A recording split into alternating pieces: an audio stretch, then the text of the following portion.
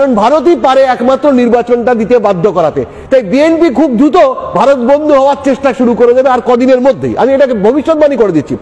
এবং আরেকটা বিষয় আমি বলছি যে বিএনপি যত আওয়ামী লীগ বিরোধিতা করুক না কেন, যখন তারা একক প্রচেষ্টায় ইউনূসকে সরাতে পারবে না, তারা কিন্তু আওয়ামী লীগের সঙ্গে যৌথ মঞ্চ করে ইউনূসকে সরাতে রাস্তায় নামতে বাধ্য হবে।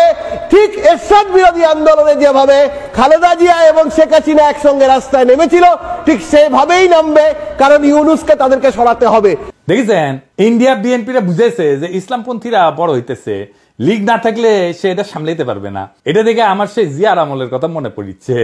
আওয়ামী লীগ তো 1975 শেষ হয়ে যায়। ও কিন্তু ওই সময় 1975 সালের পরে জিয়াও আওয়ামী লীগরে পলিটিক্যাল দুশ্মন হিসেবে পছন্দ করেছিল। কেমনে জানেন? তখন বিএনপি অবশ্যই জিতত, কিন্তু বিরোধী দল হয়তো খন্দকার মুস্তাকের পার্টি। মুস্তাককে জেলে নেওয়া হয় 1976 সার্কিট হাউসের কাপলেট চুরির অভিযোগে। সারা হয় 1978 সালের 16 ডিসেম্বর উপলক্ষে। তার 7 সপ্তাহের মধ্যে সংসদ নির্বাচন। খন্দকার মুস্তাক যেন দল গঠন করতে না পারে, সেজন্যই তাকে 1976 সাল থেকে জেলে নেওয়া হয়। জাসদের মূল নেতারাও জেলে রাখা হয়। জাসদ 8টা আসন পায় আর 39টা আসন পেয়ে আওয়ামী লীগ বিরোধী দল হয়। খন্দকার মুস্তাক দল গঠন করে নির্বাচন করতে পারলে আওয়ামী লীগের অবস্থানটা উনি নিতেন। আওয়ামী লীগের ভোটের বেশিরভাগই উনি পাইতেন।